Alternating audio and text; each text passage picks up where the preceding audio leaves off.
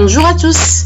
Aujourd'hui, une nouvelle vidéo, nouvelle leçon, action des solutions acides et basiques sur les métaux. Alors, comme vous voyez, d'après le titre, la leçon est en deux parties. Action des solutions acides sur les métaux et la deuxième, c'est action des solutions basiques sur les métaux. On commence par celle des solutions acides. Alors, les métaux à étudier dans cette leçon sont 4. Le fer, le zinc, l'aluminium et le cuivre. Et l'action acide, on a choisi bien sûr l'acide chlorhydrique. Qu'est-ce qu'on va faire? On va ajouter l'acide chlorhydrique qui a cette formule chimique H++ Cl- sur les 4 métaux, donc 4 tubes à essai. Et on va voir s'il y a une réaction entre l'acide et ces 4 métaux. Alors, comme vous voyez, on observe qu'il y a des dégagements gazeux dans les 3 tubes à essai. Celui de fer, l'autre de zinc et le dernier d'aluminium. Mais pour le tube de cuivre, rien à signaler ou bien rien à observer. Ça veut dire quoi? Ça veut dire que le cuivre n'a pas réagi. Ou bien, que l'acide n'a pas agi sur le cuivre. Ça veut dire aucune action entre le cuivre et l'acide chlorhydrique. Mais pour les 3 autres tubes, il y a des réactions chimiques. Alors, comment on va interpréter ces observations? La première, c'est que l'acide agit sur le fer, le zinc et l'aluminium et produit un gaz. Ce gaz, c'est le dihydrogène.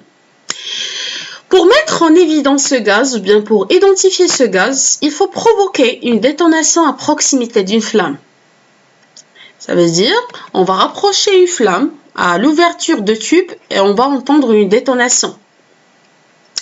Cet indice signifie que ce gaz dégagé est le dihydrogène.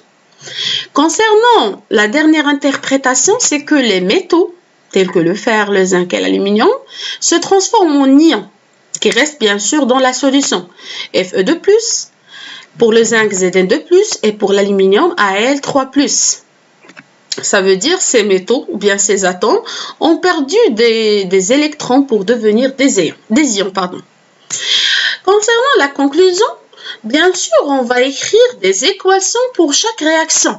Ça veut dire on va écrire 3 équations. Une pour le fer, l'autre pour le zinc et la dernière pour l'aluminium. On commence par celle de fer. Alors, pour la réaction entre le fer et l'acide chlorhydrique, on commence bien sûr par le bilan.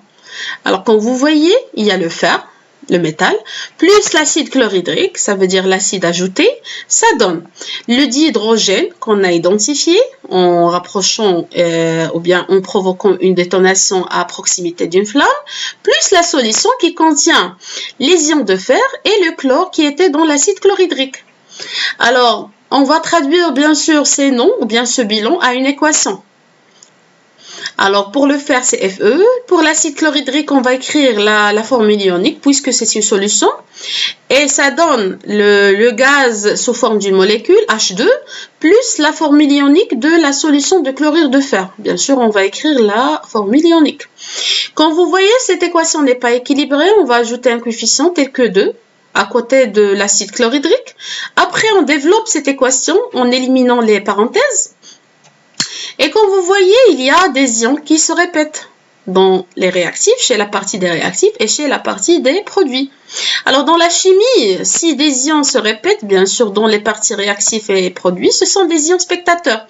Ça veut dire qu'ils n'ont pas réagi dans cette réaction, Alors, il faut les éliminer pour simplifier. Alors, en fin de compte, on aura une équation simplifiée qu'on doit la retenir ou bien l'apprendre par cœur. Fe, le métal, plus 2H+ d'acide, ça donne H2, le gaz observé, plus les ions métalliques, Fe2+. On passe à la deuxième. Concernant la réaction entre le zinc et l'acide chlorhydrique, on passe par les mêmes étapes.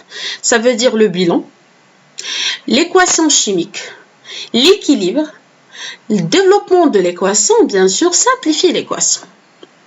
Zn, le métal, plus 2H+ de l'acide, ça donne H2, le dihydrogène, plus les ions métalliques de zinc, Zn2+. Concernant celle de l'aluminium, les mêmes étapes aussi. Concernant le bilan, l'aluminium plus l'acide chlorhydrique, ça donne le dihydrogène plus le chlorure d'aluminium. Concernant l'équation, on doit l'équilibrer. Alors, 2, 6, 3, 2. Alors, si vous venez, par exemple, de compter 2Al, 6H+, 6Cl-, 6H, 2Al et 6Cl. Ça veut dire on compte, bien sûr, le nombre des atomes. Pour les développer, alors on élimine les parenthèses. Vous voyez aussi, il y a la répétition, bien sûr, de Cl-, 6Cl-, 6Cl-. On doit simplifier l'équation.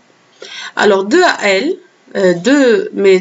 par exemple, 2 atomes de métal, aluminium, plus 6H+, ça donne 3 molécules d'hydrogène et plus de 2 ions métalliques Al3+. Alors, c'est l'équation simplifiée de l'aluminium avec l'acide chlorhydrique.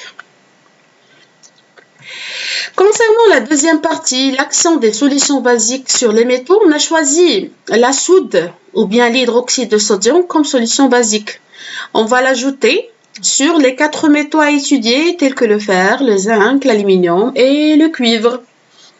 On va voir ce qui se passe. Concernant les 4 métaux, pour le cuivre, il n'y a pas une réaction avec la soude.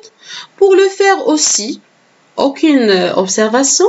Ça veut dire quoi? Ça veut dire que le cuivre et le fer ne réagissent pas avec la soude, ou bien que la soude n'agit pas sur ces 2 métaux, le cuivre et le fer.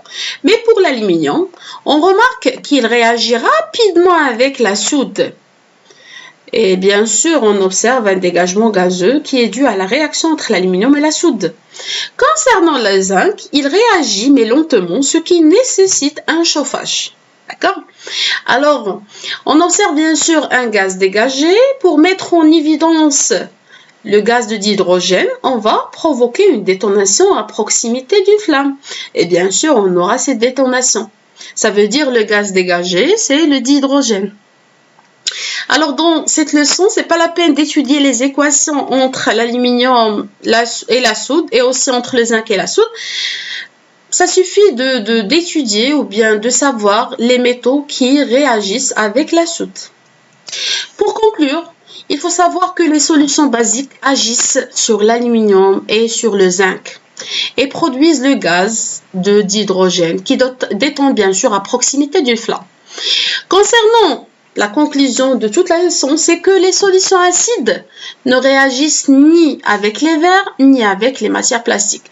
Ça veut dire pour emballer un produit acide ou bien une solution acide, on doit utiliser les deux, les verres, un emballage en verre ou bien un emballage en matière plastique, aucun problème. Pour les solutions basiques, il y a un problème, c'est que les solutions qui sont très basiques, ça veut dire concentrées, réagissent avec les verres. Ça veut dire pour emballer une solution qui est très basique, il est préférable d'utiliser le plastique et pas le verre. Je vous remercie, à la prochaine.